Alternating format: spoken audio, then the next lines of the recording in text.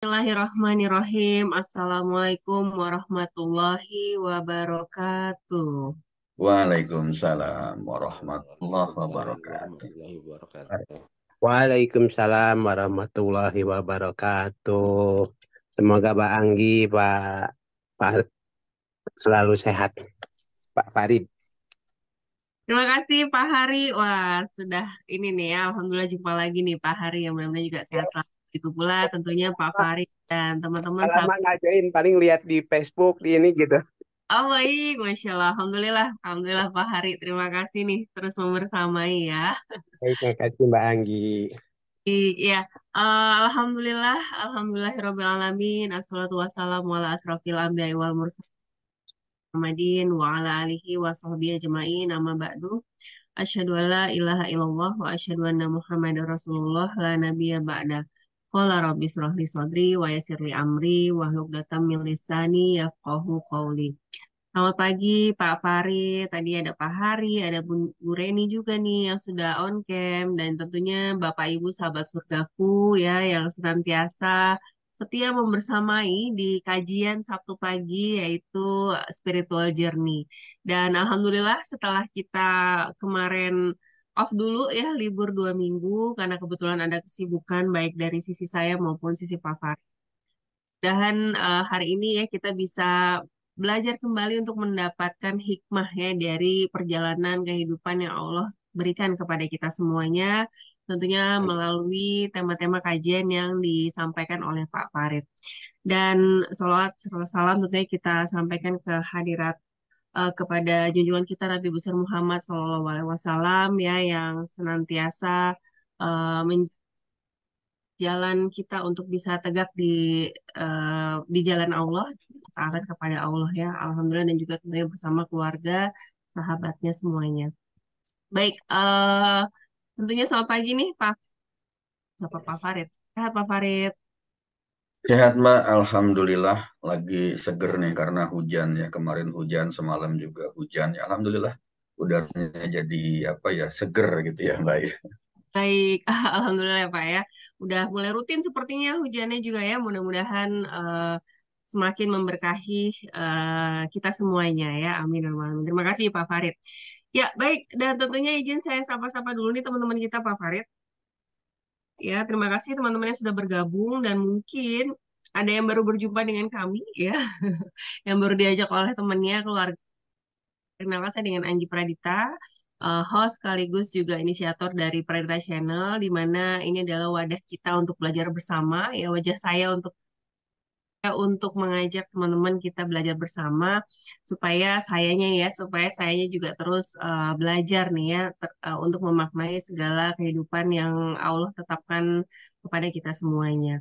Dan narasumber kita ya seperti biasa masih bersama Pak Farid Auladi yang tentunya merangkum ya materi-materi yang related dengan keseharian kita, tapi kita bisa maknai untuk kita semakin mendekat kepada Allah dan juga semakin menjemput ridho Allah.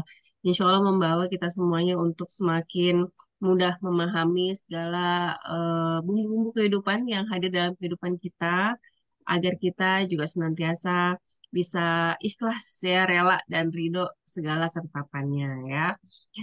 Terima kasih nih Pak Ugun, Naskati yang juga sudah on cam ya, dan juga tentunya Bapak Ibu semuanya. Dan program kita di Spiritual Journey ini selain live di Zoom meeting, kita juga live ke Facebook Preta Channel, teman-teman. Jadi kalau ada yang nanti terkendala, karena biasanya di Zoom ini sinyalnya mesti yang lebih kuat gitu ya.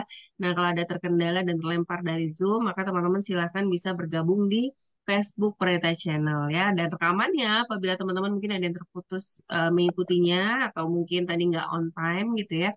Ini juga bisa melihat rekamannya langsung di Facebook Pradita Channel ya. Baik, dan ini teman-teman sudah juga luar biasa. Terima kasih teman-teman yang sudah membersamai setia nih di Facebook Pradita Channel. Dan sebelum kita memulai, teman-teman seperti biasa, nanti Pak Farid akan memulai dengan doa dan juga menjawab pertanyaan yang sudah masuk di pekan sebelumnya. Jadi teman-teman, apabila nanti di tengah perjalanan ada pertanyaan yang ingin disampaikan kepada Pak Farid dan ingin dibahas oleh Pak Farid gitu ya, bisa langsung menuliskan saja pertanyaannya di kolom chat baik Zoom maupun di Facebook Realita Channel.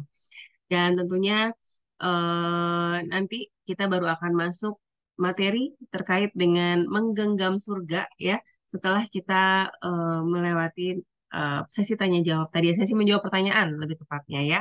Seperti itu. Baik, di Zoom meeting ini alhamdulillah sudah hampir 50 orang yang bergabung, Masya Allah. Dan di kolom chatnya sudah ada Pak Asep ya, yang sudah ngetuk-ngetuk dari pagi ya. Alhamdulillah. Assalamualaikum warahmatullahi wabarakatuh. Waalaikumsalam. Alhamdulillah kita masih dipertemukan di majelis ilmu ini. Semoga Allah senantiasa meridhoi dan melindungi kita semua. Ini Masya Allah ya Pak Asep nih yang senantiasa mendukung program-program Planeta Channel juga ya. Terima kasih banyak Pak Asep selalu membersamai kami. Pira ya, Assalamualaikum Pak Farid dan Mbak Anggi. Terima kasih Pak Pira ya dari Kuala Lumpur yang juga sudah lama sekali ya dari awal-awal bersamai kita semuanya. Begitu pula ada Coach Nana dari Treasure Bay Bintan ya. Assalamualaikum, salam sehat dengan Nana dari Bintan. Masya Allah. Alhamdulillah Coach Nana. Tentunya juga ada Pak Farid Auladi ya yang mendoakan kita semuanya. Semoga Allah senantiasa melimpahkan nikmat sehat dan memudahkan segala urusan kita ya. Amin ya rabbal alamin. Ada pula Bunda Nina Hendarsi ya, Alhamdulillah siap mengikuti kajian Pak Farid dan Mbak Anggi. Semoga selalu sehat Pak Farid dan Mbak Anggi dan seluruh hamba yang ada di kajian ini. Amin ya rabbal alamin. Terima kasih Bunda Nina. Ada Bunda Sri Enowati juga nih. Assalamualaikum. Alhamdulillah bisa bersama kembali menambah ilmu. Selamat pagi, semoga senantiasa sehat, diberkahi, dirahmati dalam ridho Allah ya. Amin amin ya rabbal alamin. Ada Pak Zainal juga, ada Bunda Winarni, ya, ada Bunda Siti Maria Monogiri, ya, Masya Allah siap belajar nih semuanya, Mas Anggrian, Bunda Emma, Pak Arif, Pak Lullah, ya, Bunda serta Bunda Ani, ya. Waalaikumsalam warahmatullahi wabarakatuh. Terima kasih salam dan doa-doanya yang dipanjatkan, yang disampaikan di majelis ilmu ini. Mudah-mudahan tadi ya kita di majelis ilmu ini, kalau di market kita bilangnya gua keajaiban ya. Karena kenapa? Karena insya Allah banyak energi positif yang hadir di sini membawa ya keberkahan dalam hidupnya dan tentunya kita juga selalu dibersamai para malaikatnya Allah ya di majelis-majelis ilmu ini yang tentu saja mudah-mudahan turut mengaminkan doa-doa kita sehingga Allah makin ijabah semuanya ya amin ya rabbal alamin. Baik, terima kasih juga Bunda Eni dan Pak Herman ya yang juga menuliskan di kolom chatnya. Ya untuk di Facebook ya nanti menyusul ya. Terima kasih teman-teman yang di Facebook nih yang punya Facebook silahkan kalau mau share kajiannya ya di wallnya. Mudah-mudahan mungkin ada teman-teman yang sepertinya butuh tapi mau mau langsung ngasih kayak takutnya nggak enak gitu ya. Nah ini silahkan share saja di Facebooknya gitu ya. Mudah-mudahan nanti banyak teman tercerahkan dan mungkin bisa jadi malah mendapatkan hidupnya, yang membantu teman-teman yang ada di sekitar kita untuk keluar dari persoalannya. Ya, ada juga nih Pak Herman ya, terima kasih ya atas salamnya. Assalamualaikum Pak Farid, Mbak Anggi, sehat selalu buat kita semuanya. Amin ya rabbal alamin. Baik, kalau gitu tidak berlama-lama teman-teman semuanya, Bapak Ibu yang dirahmati Allah, kita mulai saja kajian pagi hari ini. Eh, Terlebih dahulu dengan doa serta menjawab pertanyaan yang sudah masuk di pekan sebelumnya. Pada Pak Farid dipersilakan. Baik, terima kasih Mbak Anggi, Bapak Ibu, teman-teman hadirin kakak adik rahimakumullah. Assalamualaikum warahmatullahi wabarakatuh. Waalaikumsalam warahmatullahi wabarakatuh. Alhamdulillahirabbil alamin wa bihi nasta'in ala umur dunya waddin. Wassalatu wassalamu ala asrofil anbiya'i wal mursalin sayyidina Muhammadin wa ala alihi wa sahbihi ajmain. Amma ba'du qala rabbi shrah li sadri wa yassir li amri wahlul 'uqdatam min lisani yafqahu qawli. Qala Allah ta'ala fil Qur'anil Karim, a'udzu billahi minasyaitonir rajim, ya ayyuhalladzina amanu ittaqullaha haqqa tuqatih wa la tamutunna illa wa antum muslimun. Bapak Ibu hadirin teman-teman kakak adik rahimakumullah, marilah kita panjatkan puji dan syukur kehadirat Allah Subhanahu wa taala yang sampai detik ini ya, sampai pagi hari ini kita masih diberikan kenikmatan yang tidak berbilang, kenikmatan yang berbatas langit, kenikmatan yang tidak mungkin kita hitung dengan cara apapun. Namun demikian seringkali kita sebagai makhluknya tidak pernah menyadari bahwa sebetulnya hidup kita ini penuh dengan kelimpahan, kebahagiaan, kenyamanan, dan kenikmatan. Salawat serta salam senantiasa kita sanjungkan kepada junjungan kita Rasulullah Muhammad Sallallahu Alaihi Wasallam yang telah begitu terang benderang jelas cetha wallah memberikan petunjuk, memberikan jalan bagaimana seharusnya hidup, bagaimana seharusnya kita menjalani kehidupan ini, sehingga pada satu titik pada akhirnya kita akan mendapatkan ridho Allah dan tentunya kita ingin mendapatkan status kehidupan, akhir kehidupan kita sebagai husnul khatimah. Salawat dan salam ini juga senantiasa kita sanjungkan kepada para keluarga beliau, para sahabatnya, kemudian juga termasuk umatnya di akhir zaman, termasuk kita tentunya. Dan kita selalu berharap, memohon, meminta, berdoa kepada Allah, semoga Allah mengizinkan kita semuanya, terutama yang hadir dalam kajian ini, untuk mendapatkan syafaat dari Rasulullah Muhammad SAW di yaumil kiamah kelak.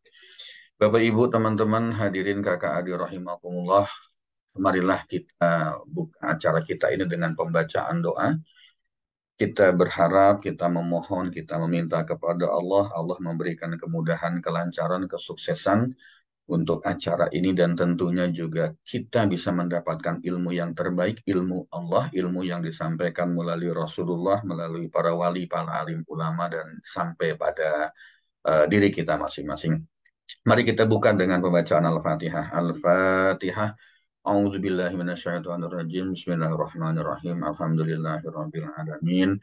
Ar-Rahmanir Rahim. Maliki yaumiddin. Iyyaka na'budu wa iyyaka nasta'in. Ihdinas shiratal mustaqim. Shiratal ladzina an'amta 'alaihim ghairil maghdubi 'alaihim waladdallin. Amin. Ya Allah, ya Rabb, Engkau Maha Pengasih, Engkau Maha Penyayang bagi semua orang yang hadir dalam kajian ini beserta seluruh keluarga besarnya. Limpahkanlah nikmat sehat kepada mereka ya Rob. Luaskanlah rizki mereka ya Allah. Sempurnakanlah kebaikan mereka ya Allah. Berkahi usianya dan mudahkan segala urusan kehidupannya. Bahagiakan dan muliakanlah hidupnya sampai akhir zaman. Ya Allah, berikanlah manfaat atas apa yang Engkau ajarkan kepada kami.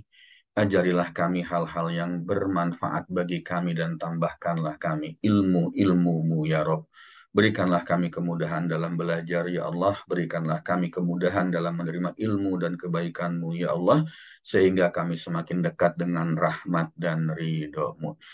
Bapak Ibu, teman-teman hadirin kakak adik rahimakumullah, mari kita juga bersama berdoa, sama-sama berdoa untuk siapapun barangkali termasuk diri kita sendiri yang pada saat ini sedang diberikan nikmat tidak sehat, sedang diberikan satu ujian, sedang diberikan satu cobaan.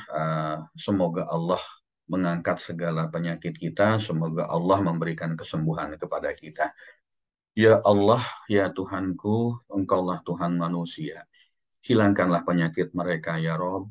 Berikanlah kesembuhan karena Engkau adalah Maha Penyembuh. Tiada yang dapat menyembuhkan penyakit kecuali Engkau dengan kesembuhan yang tidak meninggalkan penyakit lain. Ya Allah, jadikanlah sabar serta sholat sebagai obat untuk penyembuhannya. Al-Fatihah. A'udzu billahi minasyaitonir rajim. Bismillahirrahmanirrahim. Alhamdulillahirabbil alamin. Arrahmanir rahim. Maliki yaumiddin. Iyyaka na'budu wa iyyaka nasta'in. Ihdinas shiratal mustaqim. Shiratal ladzina an'amta 'alaihim ghairil maghdubi 'alaihim waladdallin. Amin. Bapak dan Ibu, teman-teman, ini ada permintaan khusus dari Pak Denny Trias Budi meminta doa kepada kita semua untuk sahabat-sahabat beliau. Ini ada teman beliau, Ibu Agustina Sulistianingsih, yang pada saat ini sedang diberikan ujian yang tidak mudah bagi sebagian orang ya. Jadi almarhumah ibunya Siti Hafsah binti Sumarto wafat pada hari Selasa nih kalau tidak salah. Kemudian besoknya hari Rabunya itu ayah beliau almarhum Bapak Muhammad Jasro bin Bronto juga wafat dipanggil oleh Allah Subhanahu wa taala. Dan tahun ini juga kakak beliau itu almarhum Pak Junaidi bin Jasro itu juga wafat. Jadi setahun beliau ditinggalkan 3 orang orang-orang yang dicintainya, bahkan orang tuanya keduanya itu hanya berselang 1 hari. tidak mudah bagi sebagian orang ya, seperti beliau mendapatkan cobaan yang seperti itu. Mari kita doakan pertama berdoa untuk almarhum ayah dan ibunya serta kakaknya. Kemudian kita berdoa juga untuk Ibu Agustinanya. Semoga Allah senantiasa memberikan nikmat sehat dan memudahkan segala urusan beliau. Kita bacakan Al-Fatihah. Al-Fatihah. A'udzu billahi minasyaitonir rajim. Bismillahirrahmanirrahim. Alhamdulillahirabbil alamin. Ar-Rahmanir Rahim. Maliki yaumiddin. Iyyaka na'budu wa iyyaka nasta'in. Ihdinas siratal mustaqim. Siratal ladzina an'amta 'alaihim ghairil maghdubi 'alaihim waladdallin. Amin. Bagi almarhum dan almarhumah, insya Allah Allah memberikan tempat yang terbaik di sisinya dan keluarga yang tinggalkan diberikan ketabahan dan keikhlasan di dalam menghadapi ujian ini. Dan semoga Ibu Agustina juga, semoga Allah memberikan nikmat sehat dan memudahkan segala urusan beliau. Kemudian yang kedua, ini putranya Ibu Heni Nurman ya, Zaki Iqbal Nugroho. Saat ini sedang diberikan ujian juga, mengalami kecelakaan, bahkan tempurung kepalanya sampai harus diangkat ya. Beliau ini, ibu ini waktu itu sedang apa ya, ada juga konseling dengan kami dan sedang diuji. Beliau sedang proses untuk perbaikan, sedang proses untuk menuju kehidupan yang lebih baik, tetapi Allah berikan ujian. Insya Allah ujian ini sebagai apa ya, penebus dosa, penebus kesalahan, dan insya Allah ujian ini juga sebagai tanda bahwa beliau akan naik kelas, akan naik level. Mari kita berdoa juga untuk beliau maupun untuk putranya, semoga Allah berikan nikmat sehat dan memudahkan segala urusannya. Al-Fatihah. A'udzu billahi minasyaitonir rajim. Bismillahirrahmanirrahim. Alhamdulillahirabbil alamin. Ar-Rahmanir Rahim. Maliki yaumiddin. Iyyaka na'budu wa iyyaka nasta'in. Ihdinas siratal mustaqim. Siratal ladzina an'amta 'alaihim ghairil maghdubi 'alaihim waladdallin. Amin. Bapak Ibu, teman-teman hadirin kakak adik rahimakumullah, ujian kehidupan itu memang tidak akan pernah berhenti kepada kita ya. Dan yakin saja ketika kita diuji oleh Allah itu ada dua hal. Satu, bisa jadi karena dosa-dosa kita, yuk segera kita bertobat meminta ampun kepada Allah. Kemudian yang kedua, bisa jadi kalau kita merasa tidak melakukan dosa berarti Allah sedang menaikkan derajat kita ya, seperti halnya kita naik kelas, kemudian naik tingkat, kemudian kita dari SD masuk SMP, pasti ada ujiannya. Ketika kita lulus dari ujian itu, ya insya Allah kita akan mendapatkan derajat yang lebih tinggi. Mari kita lihat, mari kita berkaca kepada diri kita sendiri, betapa kadang-kadang kita tidak sabar dengan ujian yang Allah berikan kepada kita, padahal di luar sana itu ada orang yang diuji jauh lebih besar dibandingkan dengan ujian yang diberikan Allah kepada kita. Tetapi yakinlah bahwa Allah tidak akan menguji kita di luar batas kemampuan kita sendiri. Ya, Allah pasti sudah mengukur. Ini pasti bisa, ini pasti bisa. Tidak mungkin tidak bisa. Ini sesuatu yang jelas takarannya. Allah juga sudah jelas ukurannya, dan ketika kita diberikan ujian seperti itu ya berarti kita sanggup untuk menjalani itu. Hanya saja kadang-kadang kita tidak memiliki kesabaran untuk menghadapi, untuk mengalami, untuk mengarungi itu semua. Bapak mau ngomong gampang aja, itu teori gampang, tetapi pelaksanaannya belum tentu mudah. Memang seperti itu, tetapi Allah janjikan pahala yang besar bagi siapa? Bagi orang yang sabar, yang ikhlas menerima semua itu. Silahkan dibuka lagi kajian-kajian sebelumnya. Kenapa Allah berikan ujian kepada kita dan apa yang akan diberikan, pahala apa yang akan diberikan kepada kita ketika kita mendapatkan ujian seperti itu. Bapak Ibu, teman-teman hadirin kakak adik rahimakumullah, ada satu pertanyaan dan satu masukan ya untuk kita di pertemuan kita terakhir 11 November tahun 2023. Yang pertama dari Ibu Siti Muslimah. Assalamualaikum Pak Farid. Waalaikumsalam warahmatullahi wabarakatuh. Afwan Pak, saya juga pernah mendengar kalau doa itu akan tertolak kalau kita masih memakai yang haram, padahal riba itu jelas haram. Tetapi itu masalah saya sekarang. Doa saya pun selalu sama, ya Allah, aku ingin dijauhkan dari riba dan secepatnya lunas amanah. Terus bagaimana antara dosa dan doa saya seperti tidak ada titik temu, tidak sinkron ya, mohon pencerahannya Pak Farid ya. Sebetulnya bukan tidak ada titik temu antara doa dan dosa kita, ya tetapi biasanya lebih kepada keberanian kita untuk mengambil resiko. Jadi begini, ibu ini ya tentunya kita juga barangkali, ada teman-teman kita juga barangkali pada saat ini sedang terjerat amanah, dan amanah itu jenisnya riba pula gitu ya. Tidak mudah teman-teman, tidak mudah ibu-ibu, bapak-bapak, dan rekan-rekan semua. Kenapa? Karena biasanya nanti kita bahas juga kenapa kok kita sampai harus mengambil pinjaman. Kalau pinjamannya ini untuk kebutuhan sehari-hari yang sifatnya urgent, barangkali masih ada mendingnya lah. Tetapi kalau misalnya minjemnya ini hanya gara-gara sesuatu yang bukan kebutuhan, bukan keperluan yang sifatnya mendasar, ya tentunya sangat disayangkan. Nah, ini riba itu jelas haram. Kemudian saya juga berdoa untuk supaya bebas dari riba. Tetapi bagaimana ini antara doa dengan dosa tidak sinkron? Sebetulnya bukan tidak sinkron. Doa ya doa saja. Lakukan doa yang terbaik semaksimal mungkin, sebanyak mungkin, ditambah lagi dengan bertobat kepada Allah. Ya, lakukan itu semaksimal mungkin. Kemudian khusus untuk ribanya itu kita juga mesti mengambil satu sikap. Untuk melunasi amanah atau pinjaman atau utang itu ada 3 cara ya. Yang pertama itu, kalau saya mengatakan itu jurusnya adalah amputasi. Kemudian yang kedua itu adalah rawat inap. Kemudian yang ketiga itu adalah rawat jalan. Jadi ini metode yang sering kami sampaikan juga di beberapa kesempatan. Kalau amputasi itu jual semua aset, lunasi amanah, kembali ke titik nol. Jika memang asetnya habis gitu ya. Jadi ketika kita menjual seluruh aset kita, melunasi amanah kita, lalu kita tidak punya lagi aset-aset yang tersisa, ya sudah nggak apa-apa, kembali ke titik nol saja. Kita mulai lagi dari awal lagi ya. Syukur-syukur kalau masih banyak aset kita. Gitu. Kemudian yang kedua, caranya adalah rawat inap ya, jual sebagian aset, lunasi amanahnya sebagian, sisanya dicicil seperti biasa, seperti yang sudah dilakukan selama ini. Monggo, silahkan ambil itu. Kemudian yang ketiga ada rumusnya atau prosesnya dengan rawat jalan, pembayaran amanah dicicil sesuai dengan jadwalnya, sesuai dengan apa namanya periodenya lah seperti itu. Silahkan pilih metode yang sesuai dengan kemampuan kita dengan berbagai resikonya.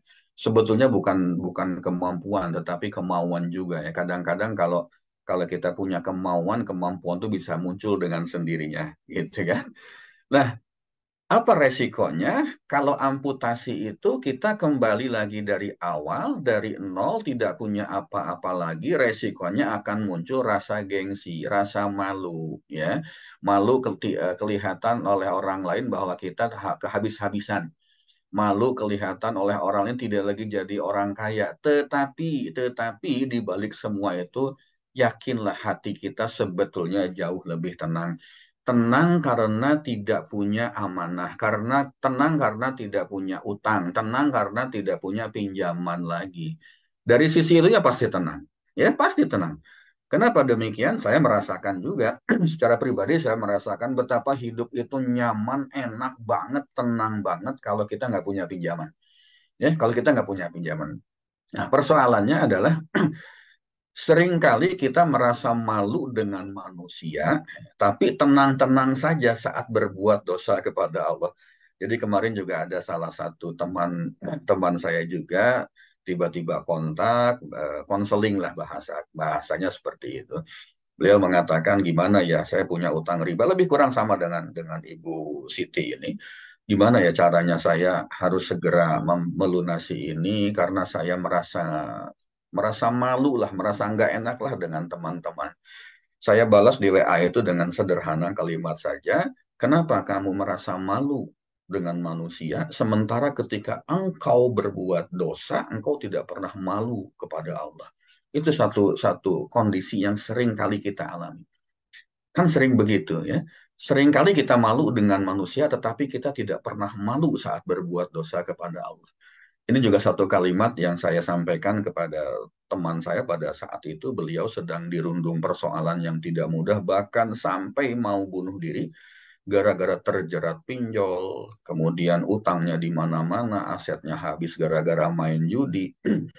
Telepon dengan saya, beliau mengatakan, entahlah apa yang mesti saya lakukan. Kemudian dia bilang, saya malu dengan teman-teman, saya malu dengan tetangga, saya malu dengan kolega-kolega saya. Terus saya katakan, lu malu sama sama teman-teman lu, tapi kenapa lu nggak malu dengan Allah ketika engkau dengan enak saja meninggalkan sholat? Masya Allah, menurut beliau, menurut teman saya itu adalah kalimat yang biasa tetapi nonjok banget, dan alhamdulillah saat ini kondisinya sudah kembali normal, bahkan sudah melaksanakan umroh dalam waktu 2-3 bulan terakhir kemarin ini. Artinya apa? Titik balik itu. Ya tidak perlu kita merasa malu dengan manusia. Toh manusia juga sama dengan kita juga gitu. Tapi malulah dengan Allah ketika kita berbuat apa namanya, berbuat dosa.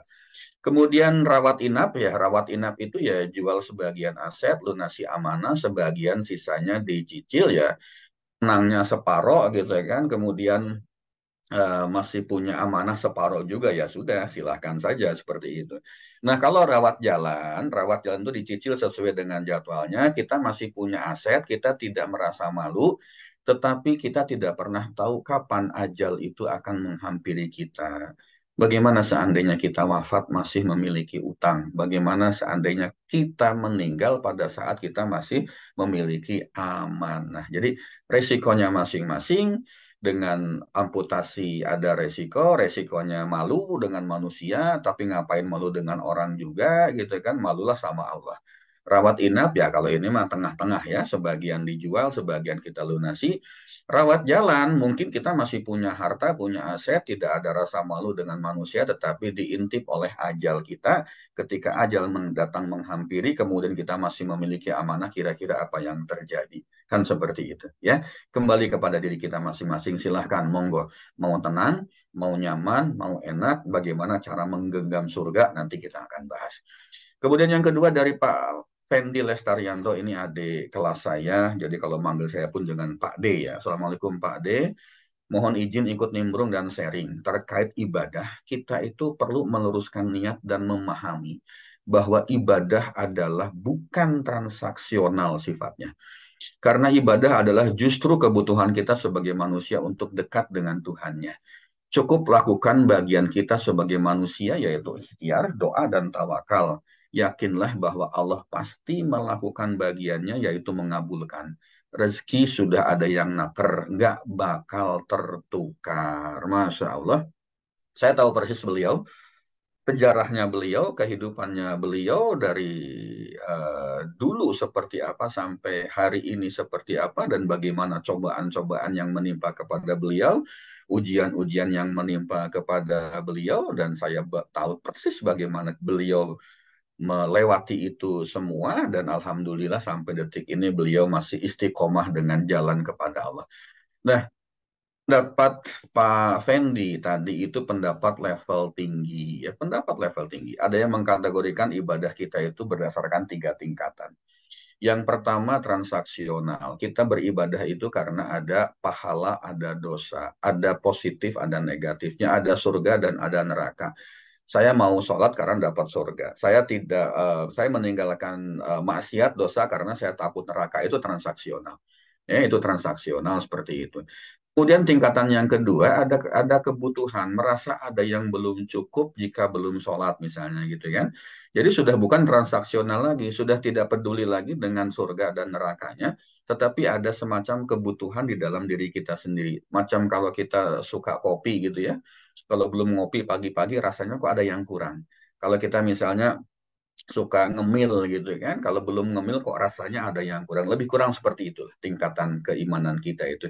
Kemudian yang paling tinggi adalah kewajiban, tidak peduli apapun yang terjadi, tidak peduli ada surga ada neraka, tidak peduli ada pahala ada dosa, dan tidak peduli juga bahwa saya perlu atau tidak, butuh atau tidak, pokoknya saya harus ibadah.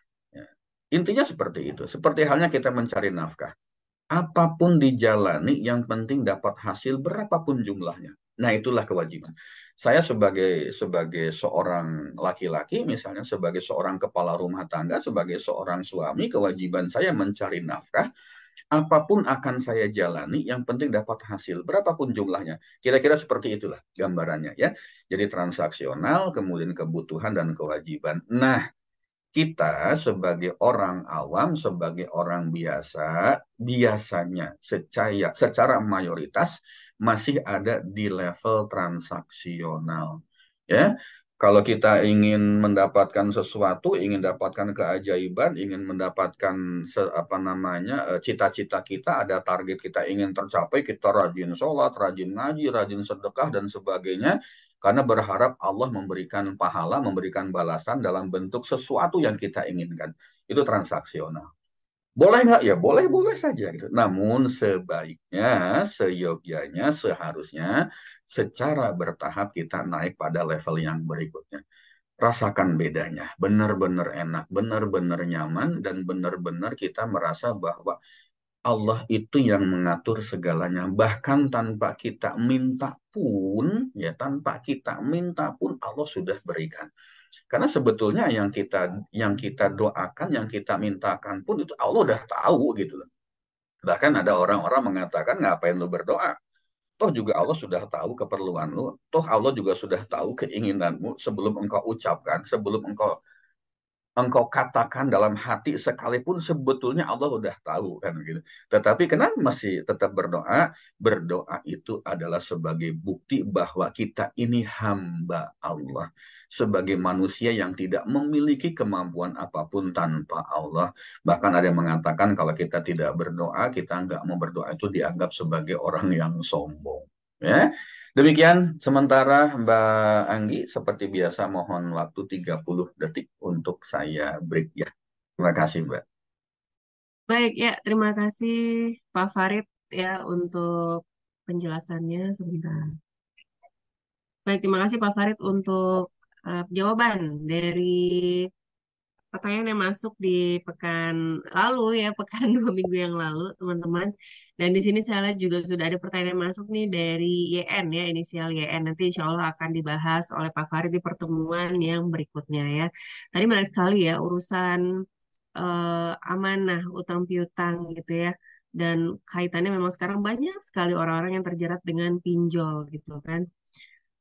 Ya, ya itu bagian dari ujian teman-teman dan benar sekali apa yang disampaikan oleh Pak Farid bahwa kadang-kadang kita malu dengan penilaian manusia, tapi kita nggak malu ya, nggak tahu malu malah ya dengan apa nanti penilaian dari Allah. Dan kadang-kadang juga orang-orang itu yang pada saat itu melihat kepepet begitu ya kebutuhan untuk bisa melunasi amanahnya, mereka mereka bisa nggak malu untuk mencari bantuan manusia ya atau apa namanya pinjaman seperti itu ya kepada mencari manusia, berharapnya pada manusia gitu ya. Tapi pada saat sudah mendapatkannya ya, mereka malah jadi malu untuk apa ya, untuk turahim ya, apalagi menjaga amanah yang sudah diberikan. Nah, ini ya teman-teman ya tantangannya bagaimana pada saat kita dihadapkan di punya amanah dan segala macam, maka yang harus dijaga juga adalah silaturahimnya dan bagaimana kita berharapnya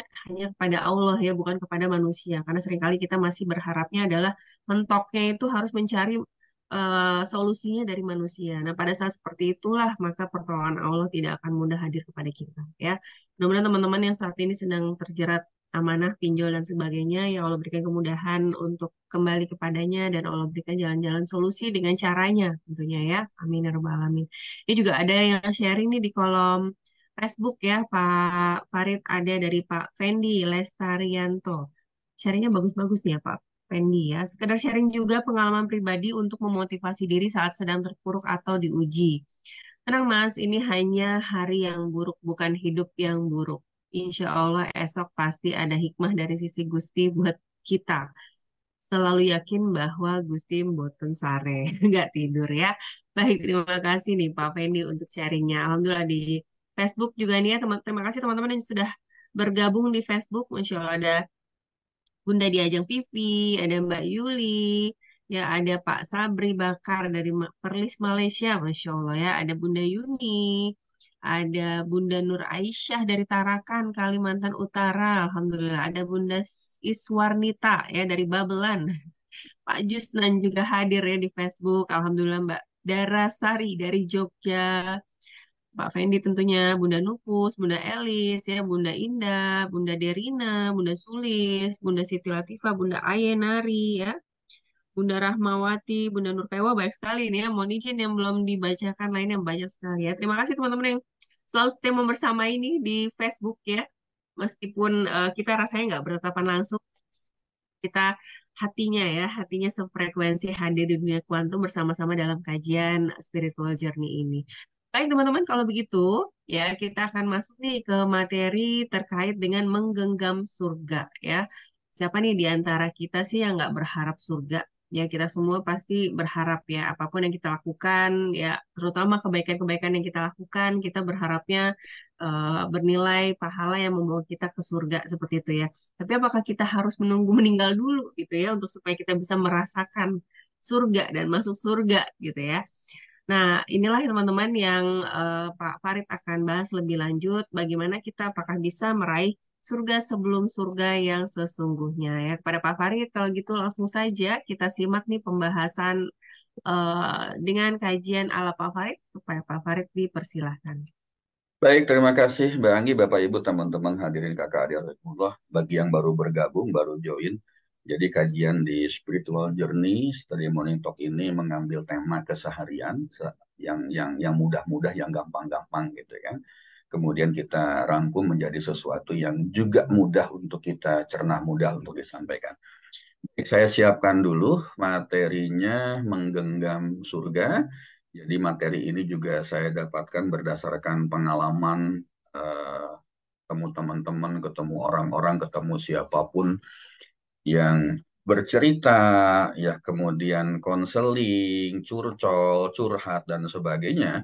Lalu dari situ kita akan melihat ya, kita akan melihat sebetulnya hidup tuh seperti apa sih ya.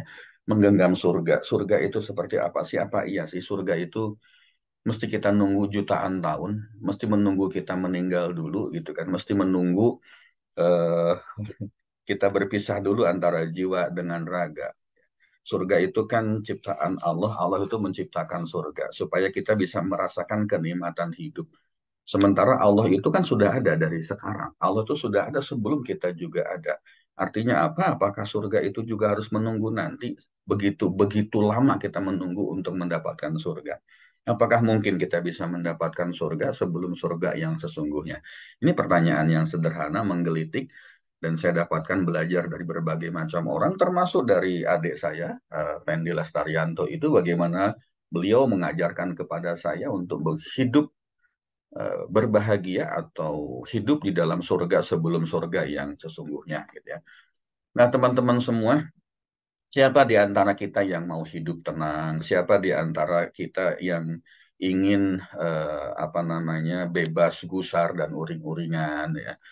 Bahagia dunia akhirat lah kesimpulannya. Saya yakin, saya sangat yakin. Pasti semua kita itu pasti menginginkan yang seperti itu, gitu kan? Pasti menginginkan seperti itu. Tidak ada satupun di antara kita yang hidupnya tidak bahagia. Tidak ada satupun di antara kita yang kepingin hidupnya itu nggak nyaman. Dan kepinginnya kita itu hidupnya bahagia itu dunia dan akhirat, bukan bukan cuman sekedar di dunia saja atau mungkin di akhirat kelak saja. Jangan-jangan seperti itu karena orang mengatakan apa iya akhirat itu ada. Ada sebagian orang yang bertanya seperti itu. Nah, bagaimana rumusnya supaya hidup kita itu bahagia dunia dan akhirat? Di dunia dulu deh gitu ya. Di dunia dulu deh gitu kan. Bagaimana caranya supaya kita bisa hidup di dunia? Nah, saya akan mengambil satu tema kekinian gitu, tema yang benar-benar bersentuhan banget dengan kehidupan kita. Yang pertama, ya, yang sebagaimana caranya supaya hidup kita itu bahagia, jangan pernah mengukur diri kita dengan apa yang ditampakkan oleh orang lain, ya.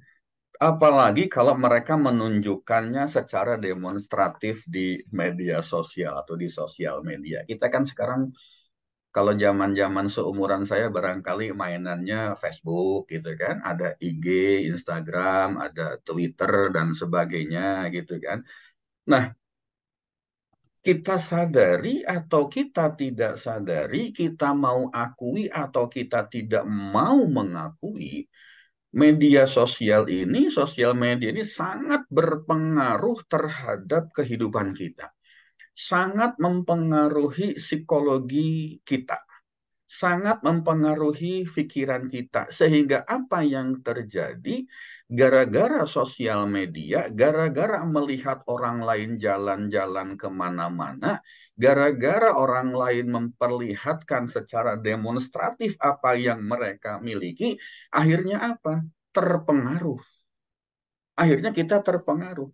Akhirnya apa? Kita mengukur diri kita itu dengan apa yang ditampakkan oleh orang lain, terutama di sosial media. Itu paling gampang kan begitu. Dulu, zaman sebelum ada sosial media, di mana proses komunikasi, interaksi, bagaimana aliran informasi itu tidak segencar yang sekarang, rasa-rasanya saya mengalami zaman itu hidupnya tenang-tenang aja, anteng-anteng aja.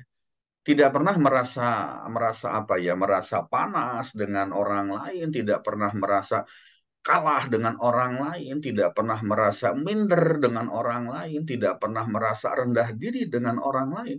Tetapi sekarang ketika melihat teman misalnya, melihat saudara misalnya, yang kita tahu sejarahnya kecilnya seperti apa, masa lalunya bagaimana, lalu sekarang seperti apa kondisinya, wah itu tidak mudah.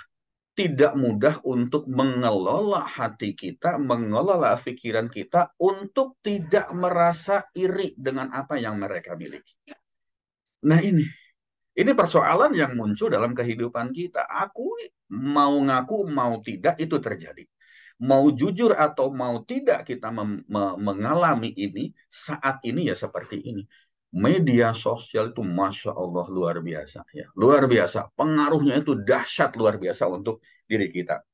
Nah, Bapak Ibu teman-teman hadirin kakak adik rahimakumullah, saya katakan tadi jangan pernah mengukur diri kita dengan menggunakan dengan apa yang ditampakkan oleh orang lain, terutama di media sosial. Kita mesti ingat, kita mesti paham bahwa namanya menunjukkan itu pasti selalu yang baik-baik dan enak-enak saja. Ada nggak di antara kita yang menunjukkan sesuatu yang tidak baik?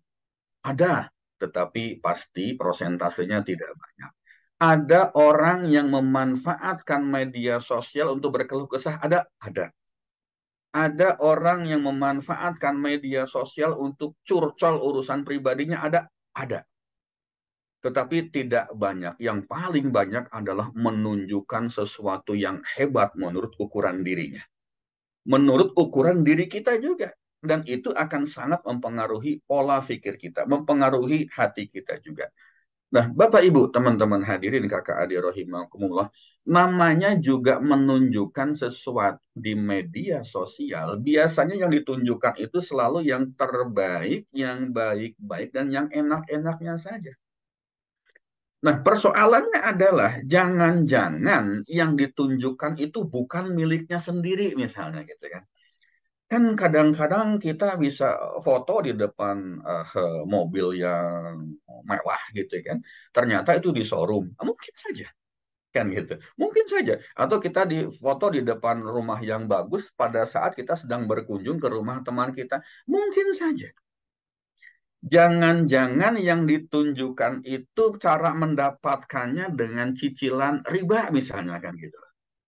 Dengan cara minjam, dengan cara gesek kartu kredit, dengan cara pinjaman ke bank, pinjaman ke leasing. Jangan-jangan mereka menunjukkan sesuatu itu diperolehnya dengan urusan utang piutang. Kan sekarang ini kasus terjerat pinjol itu Masya Allah luar biasa. Ya, luar biasa. Ada berapa banyak teman-teman adik-adik di kuliahan saya maksudnya gitu kan. Itu yang curhat, curcol, bagaimana terjerat pinjol dan sebagainya. Kenapa bisa seperti itu? Karena memang ingin kelihatan hebat, ingin kelihatan luar biasa. Dari mana bisa terpengaruh oleh pikiran seperti itu? Ya dari media sosial. Ini bukan sesuatu yang sederhana sebetulnya. Kalau kita tidak bisa menjaga diri kita, habislah sudah. Ya. Saya punya pengalaman, ada teman jauh lah ya.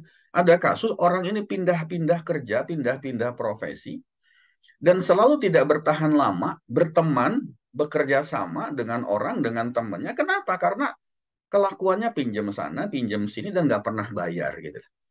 Lalu temannya teman saya ini komen gitu, ini orang minjem sana sini kagak pernah mau bayar, giliran ditagih dia galakan dia, tapi ketika melihat media sosialnya, waduh, masya Allah, dia apa namanya berwisata ke sana, berwisata ke sini, jalan sana, jalan sini, nongkrongnya di tempat-tempat yang tidak murah, nongkrongnya di tempat-tempat yang masya Allah mewah-mewah seperti itu, padahal teman-temannya tahu persis dari mana dia bisa mendapatkan dana seperti itu.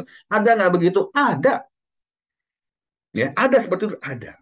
Bapak Ibu teman-teman hadirin kakak adik rahimahullah, ingat, jangan-jangan yang ditunjukkan di media sosial itu diperoleh dengan cara yang tidak halal.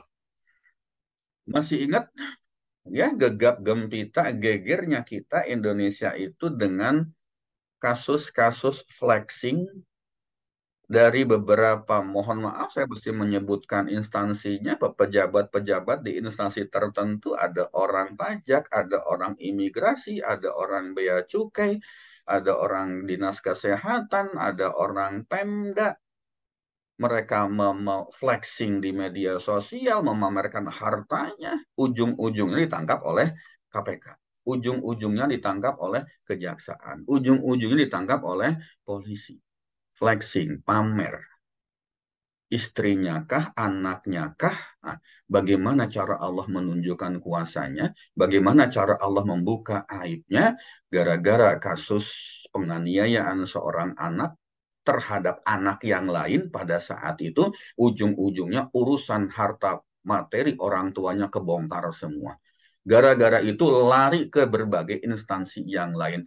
Jangan-jangan yang ditunjukkan oleh orang-orang di media sosial itu diperoleh dengan cara yang tidak halal. Kita masih ingat kejadian-kejadian seperti itu.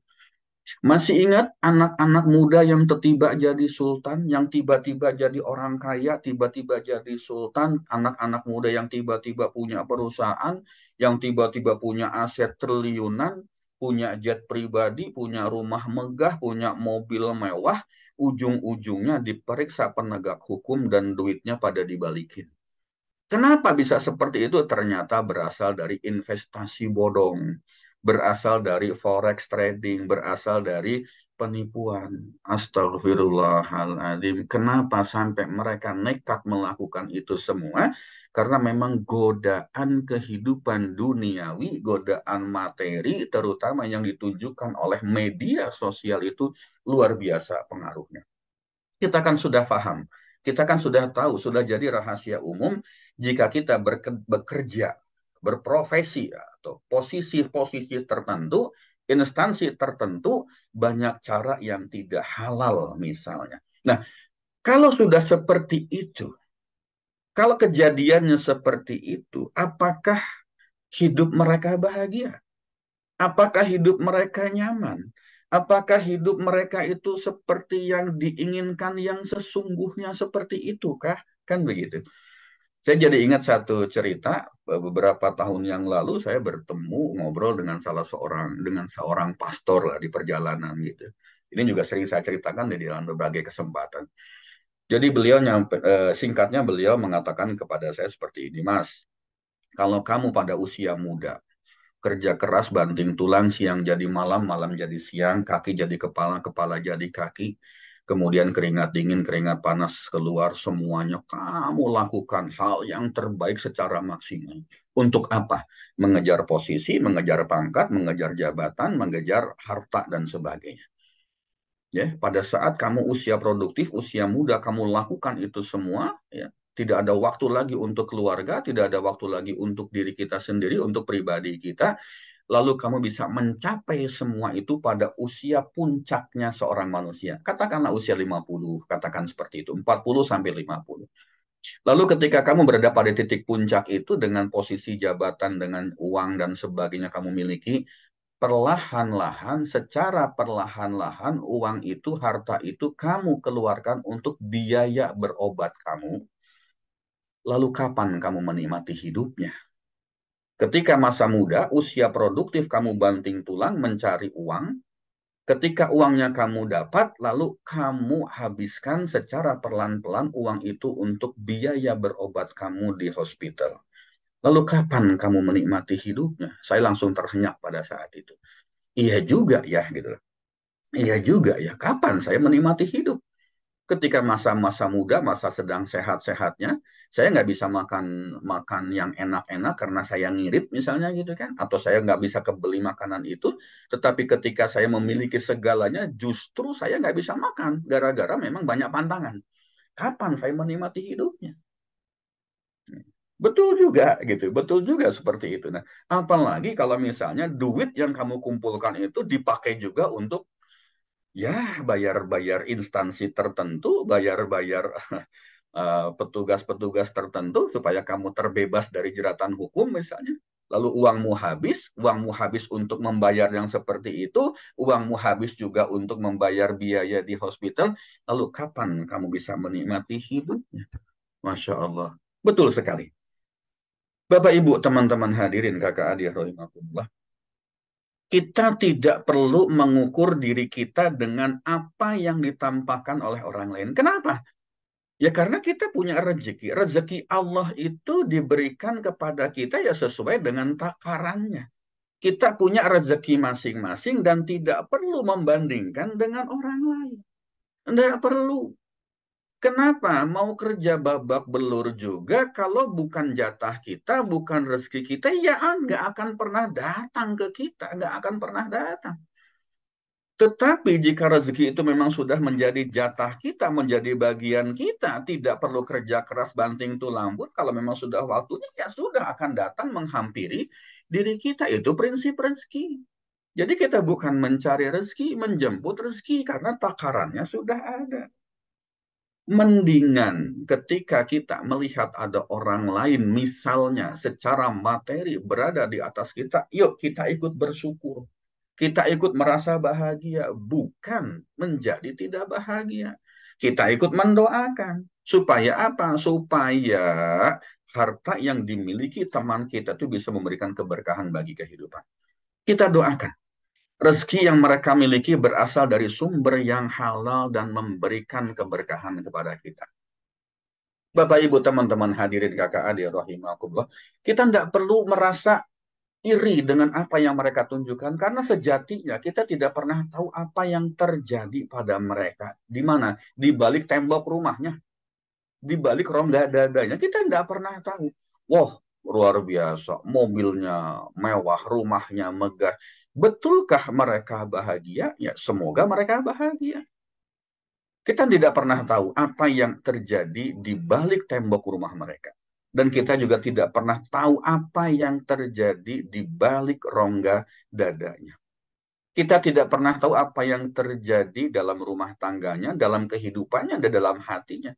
Bisa jadi mereka yang pas-pasan, yang kehidupan secara materinya tidak banyak, malah jauh lebih tenang, lebih harmonis rumah tangganya, lebih banyak sebab tersenyumnya. Bisa jadi seperti itu. Walaupun itu juga nggak jaminan. Ada orang yang punya harta melimpah, hidupnya bahagia, banyak. Ada orang yang tidak memiliki materi duniawi, yang hartanya tidak melimpah, tidak megah, tidak mewah, hidupnya nggak bahagia. Ada juga yang seperti itu. Jadi yang kita pilih bukan kalau bisa ya harus bisa. Kita punya materi berlimpah dan hidupnya bahagia. Benar seperti itu yang kita miliki, yang kita inginkan.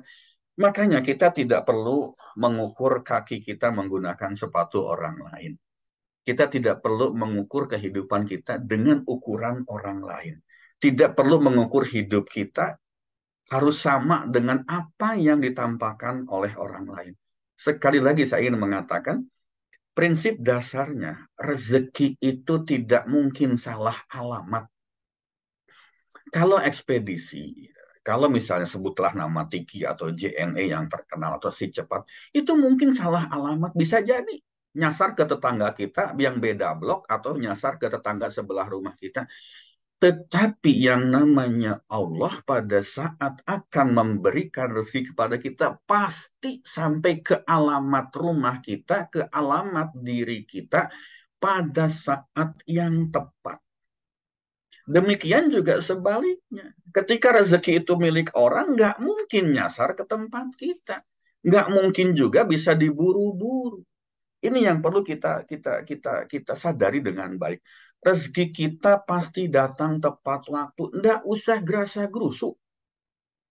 Lakukan ikhtiar lahiriah secukupnya, lakukan ikhtiar batiniah semaksimal mungkin. Jangan kebalik.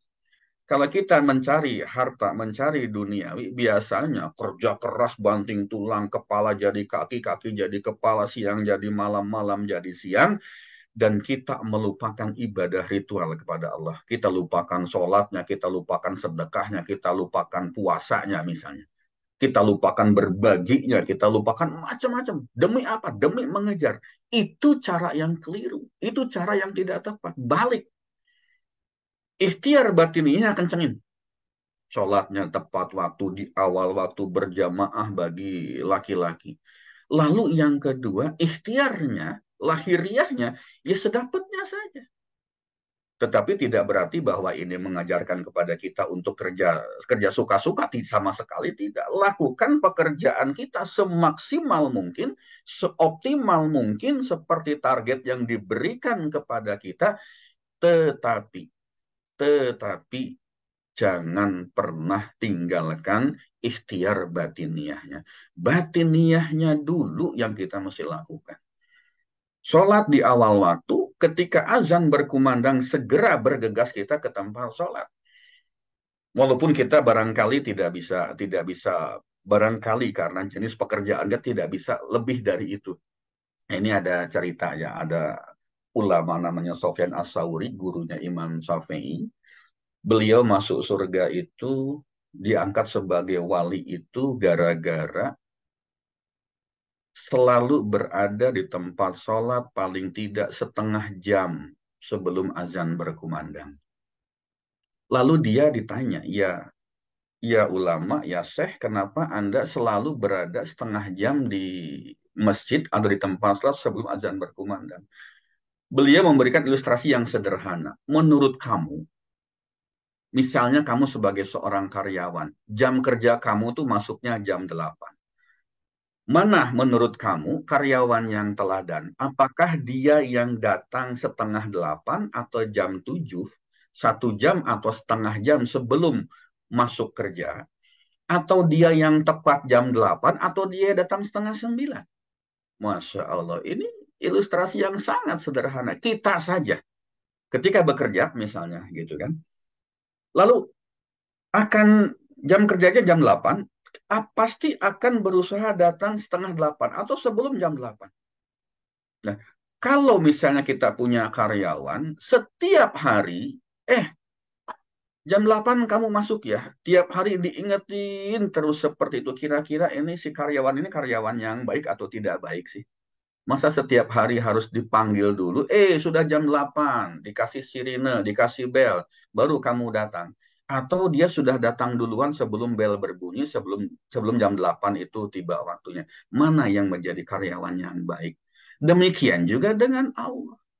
Ketika kita datang jauh sebelum azan berkumandang, tentu kita akan termasuk siapa? Makhluk Allah, manusia yang sangat disayang oleh Allah. Kita akan kepinginnya begitu. Kenapa dengan pekerjaan kita bisa begitu, tetapi dengan Allah kita tidak pernah seperti itu. Bahkan duhur jam 12, misalnya, kita sholatnya setengah 3. Astagfirullah. Nggak usah seperti itu. Nah, Bapak, Ibu, teman-teman hadirin kakak adik rahimakumullah. Bagaimana supaya kita bisa mendapatkan surga yang sebelum surga yang sesungguhnya? Kita ini menyadari bahwa dunia itu adalah jalan menuju surga. Ya, dunia itu adalah jalan menuju surga. Bapak, Ibu, teman-teman, di dunia ini kita manusia itu hanya mampir lewat. Ya. Dan lewat dunia ini juga itu semuanya karena kehendak Allah. Sebetulnya dunia ini adalah jalan yang mesti kita lewati untuk menuju surga. Surganya Allah. Dan ketika kita berada di dunia ini, betul-betul ini semuanya atas kehendak Allah. Yuk kita bertanya pada diri kita sendiri. Siapakah di antara kita yang pernah meminta dilahirkan ke dunia? Apakah ada di antara kita yang hadir pada pagi hari ini, Sabtu pagi ini, yang pernah meminta dilahirkan ke dunia? Pertanyaan yang sederhana, yuk jawab kita masing-masing. Bisakah kita memilih untuk dilahirkan dari rahim siapa dengan ayah siapa? Pertanyaan yang barangkali jarang atau tidak pernah kita tanyakan kepada diri kita sendiri. Satu, pernahkah kita meminta dilahirkan ke dunia? Yang kedua, bisakah kita memilih untuk dilahirkan dari rahim siapa dengan ayah siapa? Kalau memang boleh, saya kepingin dilahirkan dari rahim seorang konglomerat barangkali seperti itu.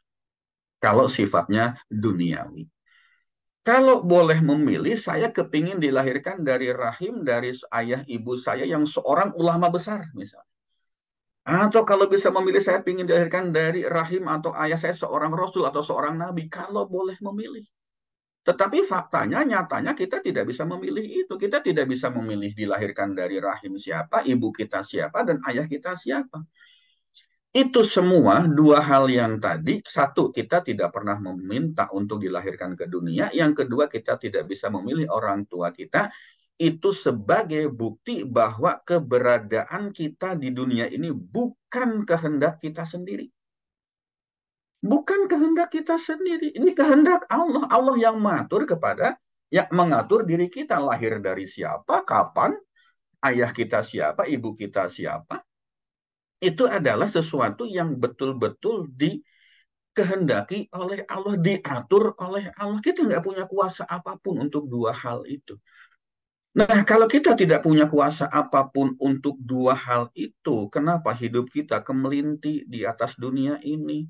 Kenapa hidup kita banyak pola di dunia ini? Kenapa hidup kita banyak tingkah di dunia ini? Kenapa hidup kita tidak pernah mau mengikuti jalannya Allah Subhanahu wa Ta'ala? Padahal kita tidak pernah bisa melakukan apapun, bahkan untuk kehidupan yang paling sederhana sekalipun.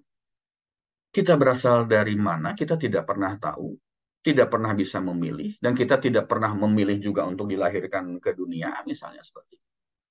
Itu yang harus kita pahami. Pertama, bagaimana supaya hidup kita ini merasakan surga sebelum surga yang sesungguhnya?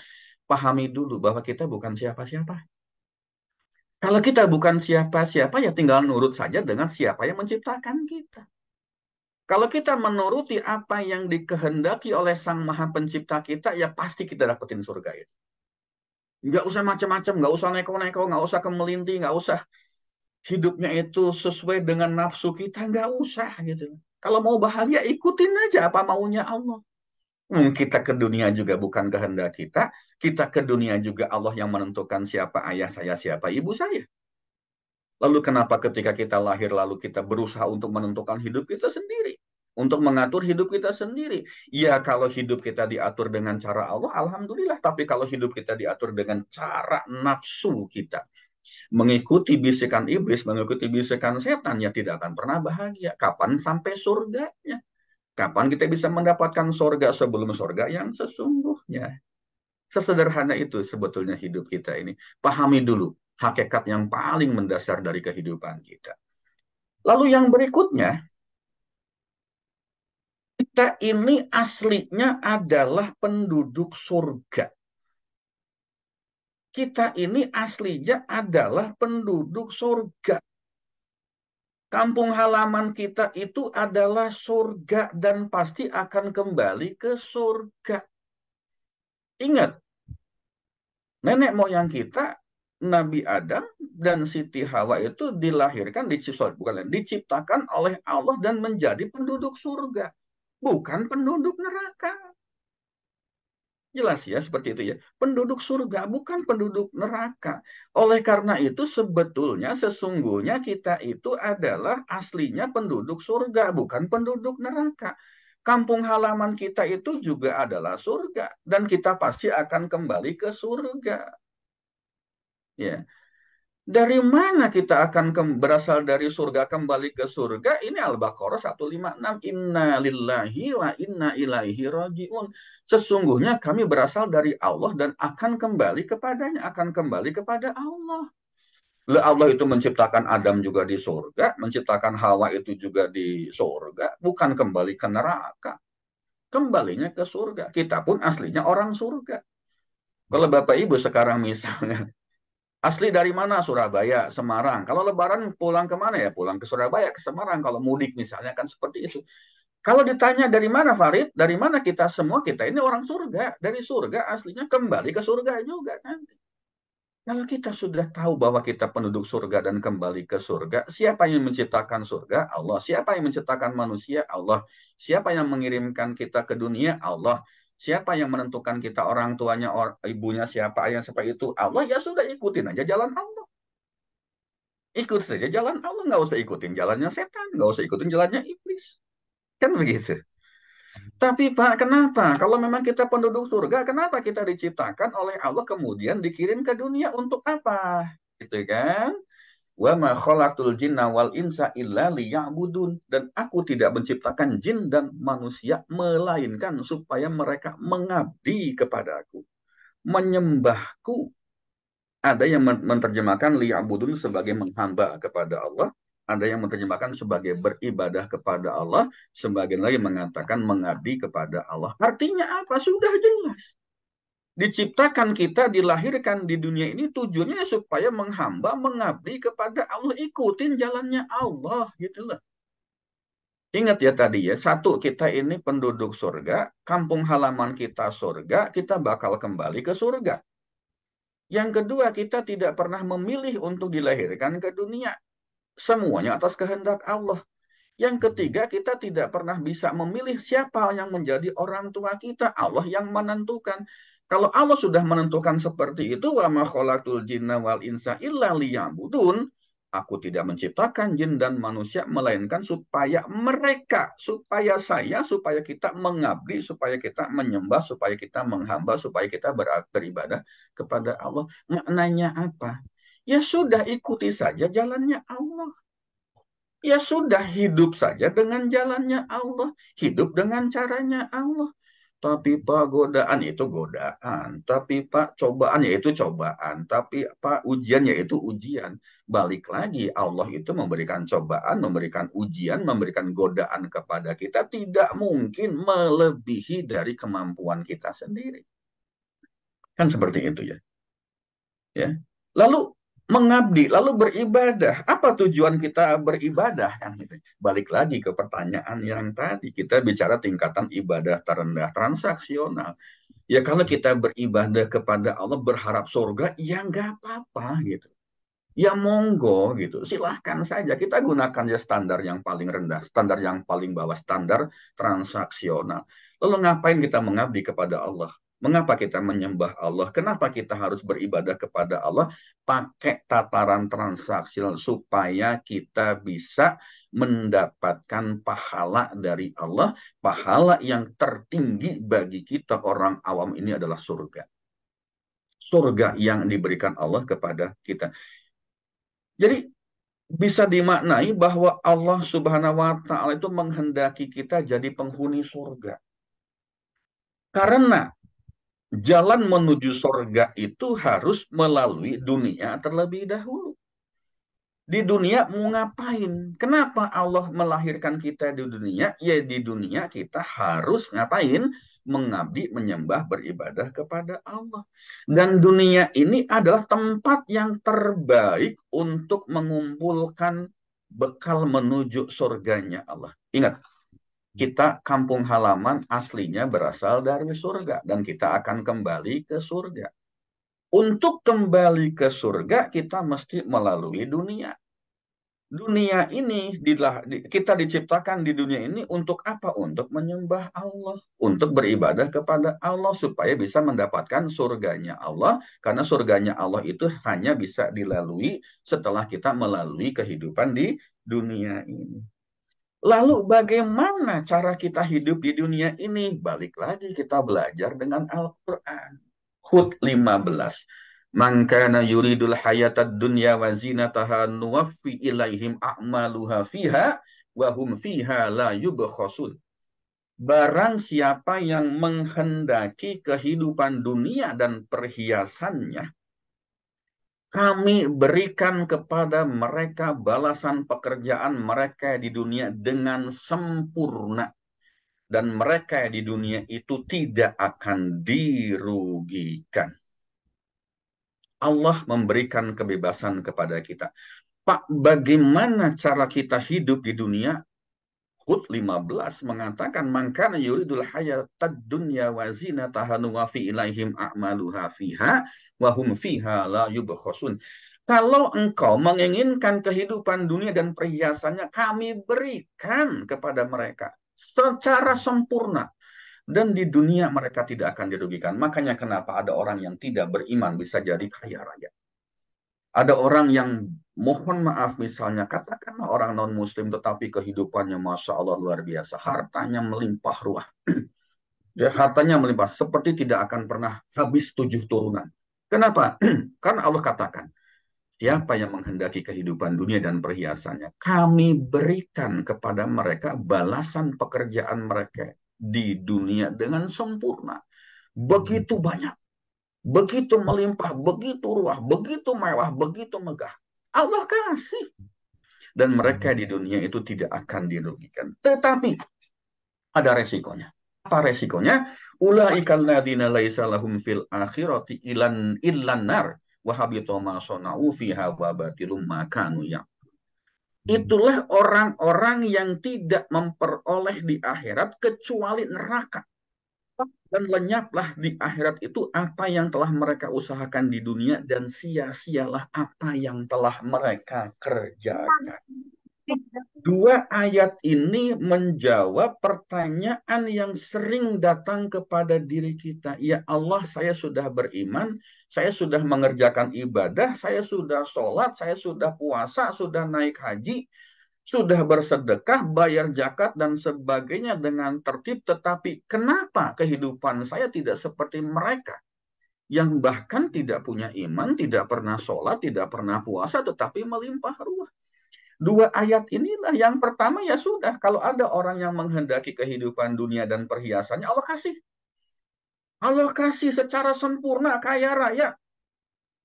Ya, melimpah ruah, tetapi di akhirat mereka tidak mendapatkan jatahnya lagi. Jatahnya dihabiskan di dunia. Jatah mereka itu diberikan semua di dunia dan di akhirat mereka tidak akan pernah mendapatkan jatahnya lagi. Mau seperti itu, monggo. Mau seperti itu, silahkan. Ini pilihan yang pertama, cara hidup di dunia. Pilihan yang kedua, cara hidup di dunia, wasari'u ila maghfiratin mir rabbikum wa jannatin arduhas samawati wal ard uiddat lil muttaqin. Bersegeralah kamu kepada ampunan dari Tuhanmu dan kepada surga yang luasnya seluas langit dan bumi yang disediakan untuk orang-orang yang bertakwa. Pilihan yang kedua seperti ini.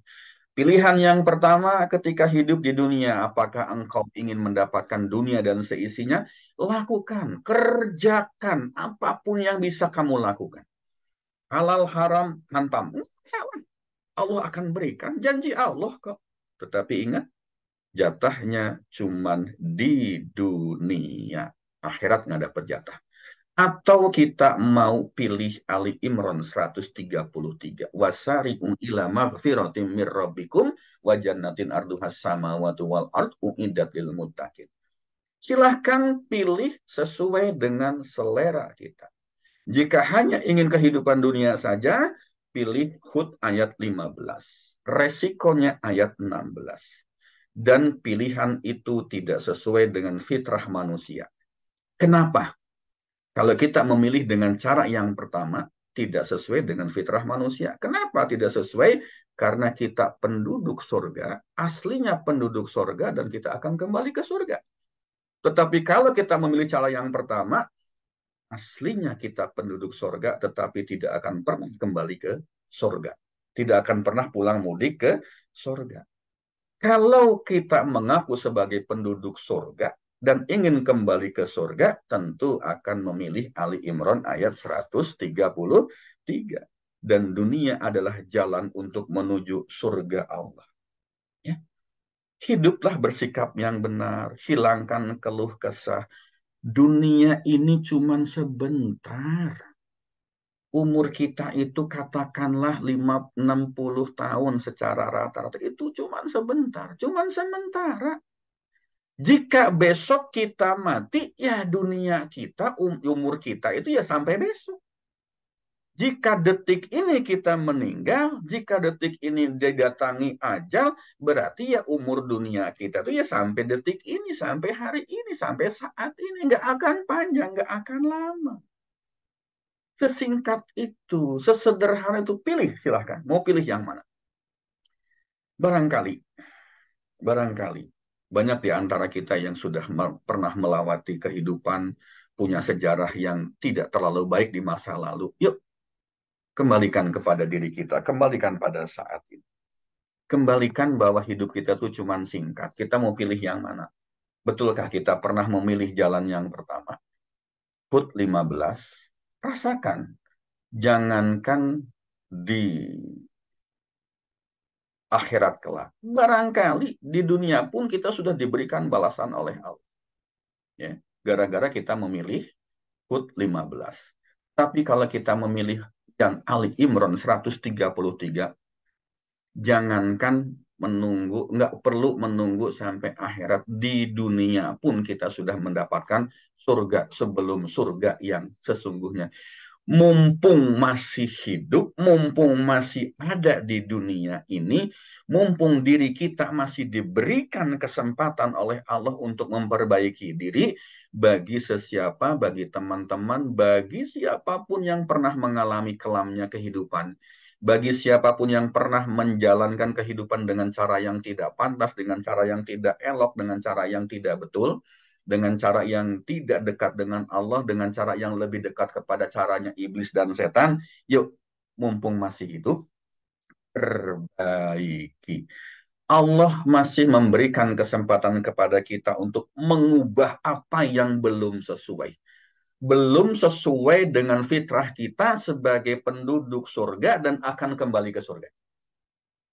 Memperbaiki kehidupan kita, sebetulnya kita ini di dunia ya tujuannya, tugasnya adalah beribadah, menyembah Allah, hidup dengan cara Allah. Kalau sempat kemarin hidup dengan cara setan, dengan cara iblis, yuk istighfar, yuk kita perbaiki. Ya.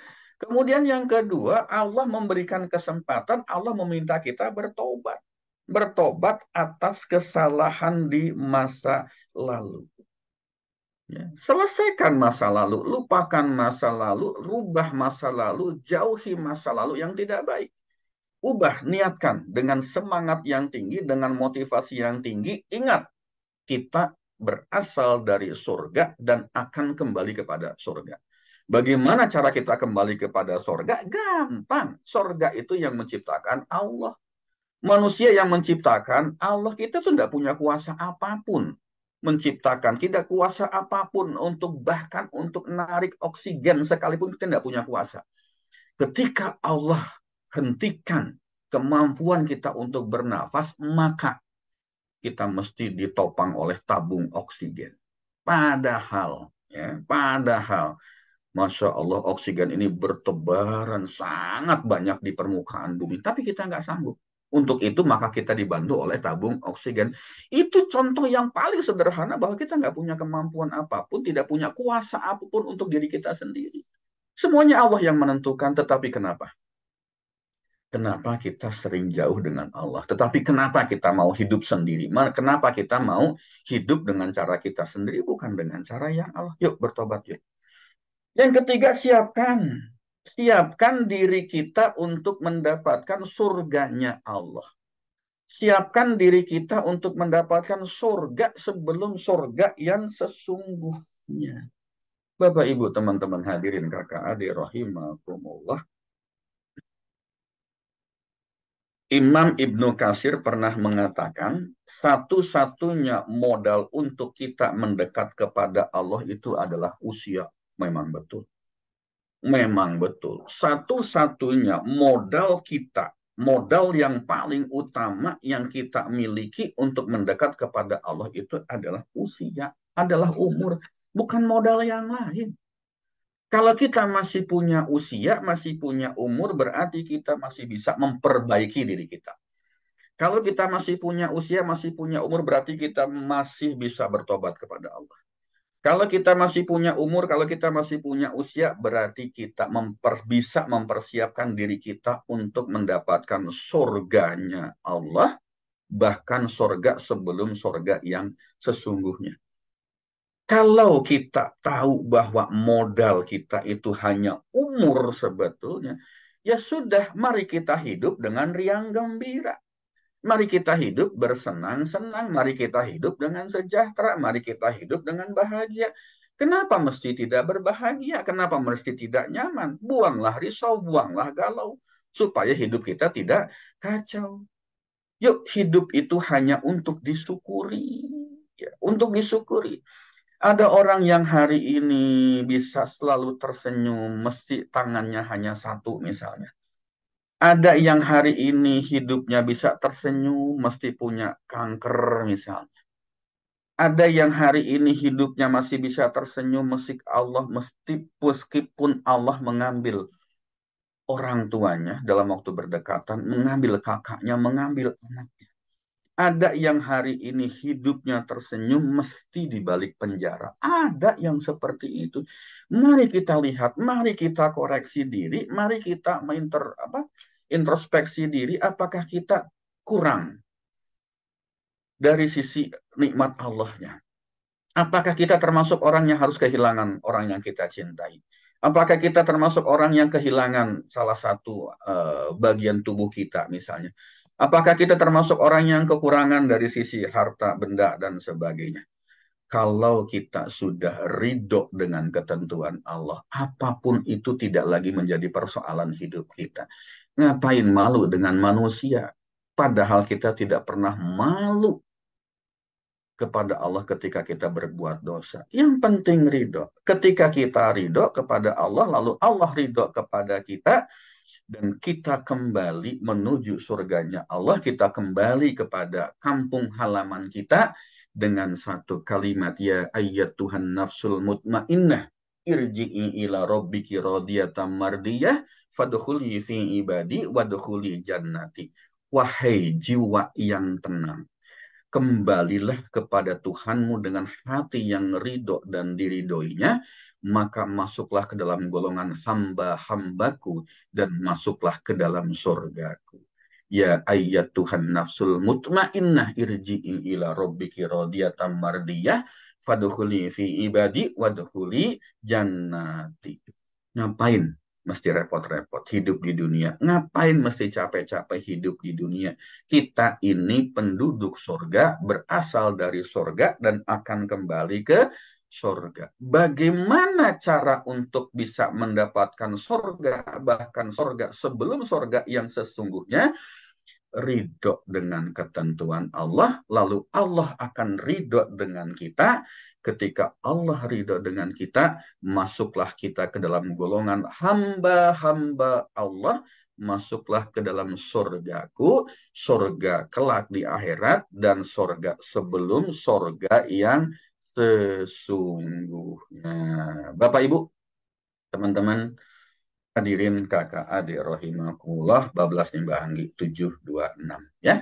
Terima kasih, sementara itu yang bisa kami sampaikan. Silakan Mbah Anggi. Baik, ya, terima kasih Pak Farid atas kajian hari ini ya yang luar biasa, teman-teman. Ya, silakan boleh tuliskan di kolom chatnya nih, apa sih hikmah atau makna pembelajaran terbaik yang teman-teman dapatkan dari kajian yang sudah Pak Farid sampaikan nih dalam 1 jam ini gitu ya. Apa sih yang paling mengena buat teman-teman semuanya? Kalau saya wrap up sendiri ya, ternyata kita diingatkan kembali bahwa kita ini sebenarnya sudah berasal dari surga. Dan memang kita akan kembali ke surga, tapi harus melalui jalan di dunia ini, gitu ya. Dan kita yang pertama adalah harus memahami bahwa kita ini bukan siapa-siapa. Allah yang berkehendak mengirim kita kembali ke surga, Allah yang berkehendak siapapun yang menjadi orang tua kita ataupun orang-orang yang hadir di kehidupan kita.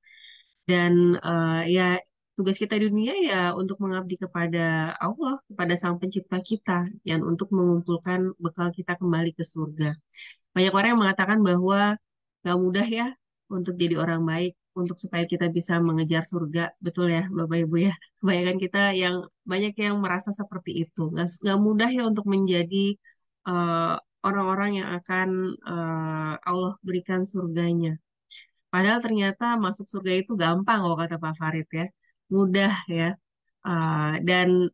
Dan mungkin bisa ada juga ya yang saya pernah dengar bahwa cara yang termurah justru adalah cara-cara kita untuk masuk mendapatkan surga. Sholat kita gratis, puasa gratis, ya, dan lain sebagainya. Hal-hal ibadah-ibadah kita lakukan dengan gratis. Tapi pada saat kita mau berbuat dosa tuh butuh uang ya. Mau minum minuman keras keluar duit, mau berbuat dosa yang lainnya juga keluar duit gitu ya. Jadi ternyata jalan untuk menuju surga itu gampang sesuai dengan apa yang disampaikan Pak Farid ya, Masya Allah. Di sini sudah ada yang sharing Bunda Siti ya, ikhlas dan ridho dengan segala ketentuannya. Terus kali Bunda Ola, Masya Allah, syukur kajiannya Pak Farid semakin menyadari apa yang terjadi adalah karena dosa yang saya perbuat di masa lalu ya. Dan Bunda Bunga Mati, kita ini bukan siapa-siapa, kita tinggal ikuti aturan Allah, selalu berusaha ada di jalan yang diridhoinya. Masya Allah ya, Alhamdulillah mudah-mudahan nih mengingatkan kita kembali ya, karena memang godaan setan itu yang luar biasa ya, yang senantiasa ingin menggelincirkan kita dan mudah-mudahan Allah senantiasa hadirkan orang-orang soleha ya yang senantiasa mendampingi kita untuk tetap di jalan Allah ya. Masya Allah. Alhamdulillah terima kasih Pak Farid yang sudah berbagi di kajian hari ini ya, dan saya ada sedikit pantun nih ya. Baju batik bahannya lama, baru dicuci di tengah telaga. Kejar ridho Allah dan berbaik dalam agama, kelak kita menjadi penghuni surga ya. Amin ya rabbal alamin. Oke, kalau gitu teman-teman semuanya ya, ini kita nanti sebelum akhir acara akan ada doa juga dan ada apa namanya foto bersama ya. Tapi sebelum itu izin ya seperti biasa saya menyampaikan laporan terlebih dahulu nih pagi karena kita libur 2 minggu ya teman-teman. Jadi izin sebentar saya share. Alhamdulillah ya meskipun kita libur 2 minggu, kita tetap berbagi ya 2 kali di dalam rentang libur kita ini. Di Jumat 24 November yang lalu kita juga tetap berbagi di 3 kota ya, di Bandar Lampung, Bekasi, dan Semarang. Juga 1 Desember kemarin, Jumat kemarin kita juga berbagi tetap di 3 kota di Bandar Lampung, Bekasi, dan Semarang. Alhamdulillah total dana yang terkumpul dari sejak tanggal 19 November sampai dengan 1 Desember Jumat kemarin ini total ada 1.725.000 ya, termasuk akumulasi dari pekan sebelumnya, sisa pekan sebelumnya. Dan kita tadi ya sudah berbagi di 3 kota dalam 2 kali eh, distribusi 2 minggu sehingga masih ada dengan total 1.500.000 sehingga masih ada sisa dana sebesar Rp225.000. Sekali lagi terima kasih kepada para donatur, sahabat-sahabat surgaku yang setia membersamai program ini dan juga membersamai para dapur sahabat berkah cinta untuk berbagi mendistribusikan nasi Jumat berkah kepada orang yang membutuhkan. Mudah-mudahan senantiasa diberikan kesehatan ya, semakin berlimpah rezekinya, dinaikkan derajatnya, keluarganya sakinah mawadah warohmah, anak-anaknya soleh soleha, dan Allah kabulkan hajat-hajatnya untuk semakin dimuliakan dan dibahagiakan Allah dunia dan akhirat. Amin ya rabbal alamin. Begitu pula teman-teman di Saturday Morning Talk ini di Spiritual Journey yang juga senantiasa membersamai hadir di sini juga Mudah-mudahan Allah senantiasa muliakan dan bahagiakan dunia dan akhirat. Silakan bagi yang mau ingin bergabung nanti bisa menghubungi saya ya seperti itu. Itu saja teman-teman semuanya dan oh ya insya Allah hari ini juga ada program SHCK ya, Seminar Hybrid Cerdas Keuangan dari Magnet Rezeki nih ya. Silakan bagi teman-teman mau belajar terkait dengan cerdas keuangan. Nah, ini nanti bisa menghubungi CTMR-CTMR yang ada di sekitar teman-teman semuanya ya. Oke, kalau gitu teman-teman, Pak Farid, kita akan tutup kajian ini dengan doa ya kembali dan Pak Farid yang akan memimpin doanya buat kita semua. Silakan Pak Farid. Baik, terima kasih Mbak Anggi, Bapak Ibu, teman-teman hadirin kakak adik rahimakumullah. Saya baru dapat berita duka lagi nih Mbak Anggi. Ada salah satu teman kita, jamaah kita, Ibu Leli ya, yang biasanya rajin ikut di Bandung. Jadi pagi ini ayahnya beliau wafat, turut berduka cita atas wafatnya Bapak Haji Abdul Malik bin Haji Hasan Mustafa, orang tua dari Ibu Leli ya. Semoga almarhum diampuni segala dosanya, diterima amal ibadahnya, iman Islamnya, dan keluarga yang ditinggalkan diberikan kekuatan, kesabaran, dan ketawakalan.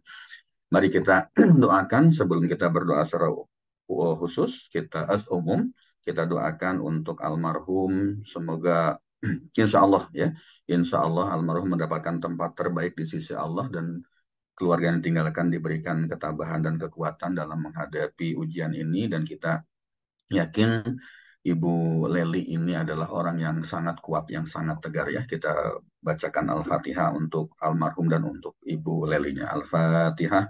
A'udzubillahi minasyaitonirrajim. Bismillahirrahmanirrahim. Alhamdulillahirabbil alamin. Arrahmanirrahim. Maliki yaumiddin. Iyyaka na'budu wa iyyaka nasta'in. Ihdinas siratal mustaqim. Shiratal ladzina an'amta 'alaihim ghairil maghdubi 'alaihim waladdallin. Amin. Oh, maaf diralat ya. Ini wafatnya kemarin bukan hari ini. Bapak Ibu teman-teman hadirin kakak hadirin rahimakumullah. Baik, kita akan tutup acara kita dengan pembacaan doa sebagai ungkapan rasa syukur kita kepada Allah. Apa yang telah kita lakukan sudah bisa berjalan dengan baik tanpa kendala apapun, dan kita berharap apa yang kita pelajari mendapatkan berkah dan tentu ridho dari Allah Subhanahu wa taala. A'udzu billahi minasyaitonir rajim. Innallaha wa malaikatahu yusholluna 'alan nabi ya ayyuhalladzina amanu shollu 'alaihi wa sallimu taslima. Kita awali dengan istighfar 5 kali dan sholawat 5 kali. Astaghfirullahaladzim alladzi la ilaha illa huwal hayyul qayyum wa atubu ilaih.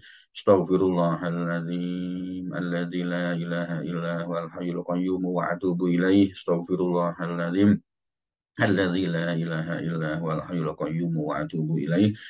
Astaghfirullahaladzim alladzi la ilaha illa huwal hayyul qayyum wa atubu ilaih. Astaghfirullahaladzim الذي لا إله إلا هو الحي القيوم وأتوب إليه. اللهم صل على محمد وعلى آل محمد. اللهم صل على محمد وعلى آل محمد.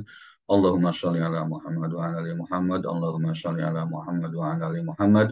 اللهم صل على محمد وعلى آل Sayyidina Muhammad. Ya Allah, ya Tuhanku, masukkanlah kami dalam segala situasi dan kondisi dengan cara yang Engkau ridhoi, dengan cara yang terhormat.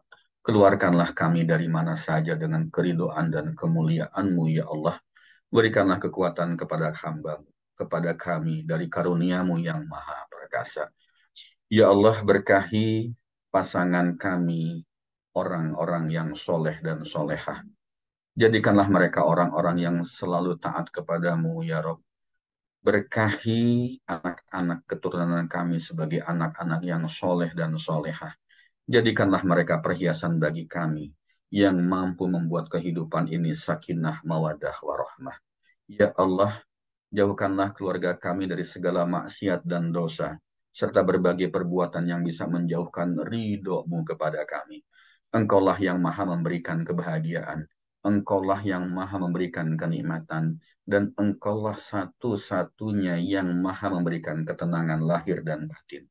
Jadikanlah kami sebagai orang-orang yang senantiasa Engkau kasihi.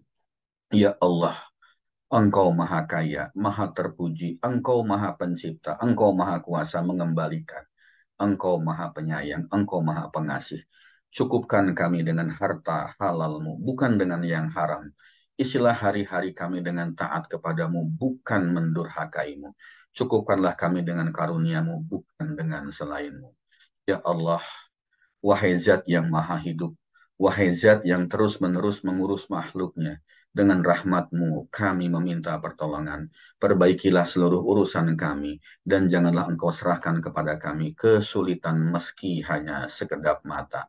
Ya Allah, ampunilah dosa kami, terimalah tobat kami. Sesungguhnya engkau maha penerima tobat dan maha pengampun.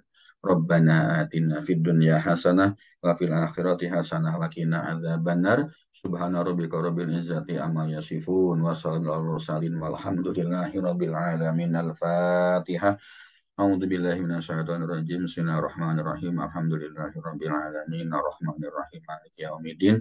Iyyaka na'budu wa iyyaka nasta'in. Ihdinas siratal mustaqim. Siratal ladzina an'amta 'alaihim ghairil maghdubi 'alaihim waladdallin. Amin. Bapak Ibu, teman-teman hadirin kakak adik rahimakumullah, terima kasih atas perhatiannya dan mohon maaf jika ada hal yang tidak berkenan. Billahi taufiq wal hidayah. Wassalamualaikum warahmatullahi wabarakatuh.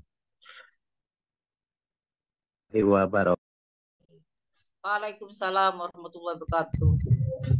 Waalaikumsalam warahmatullahi wabarakatuh.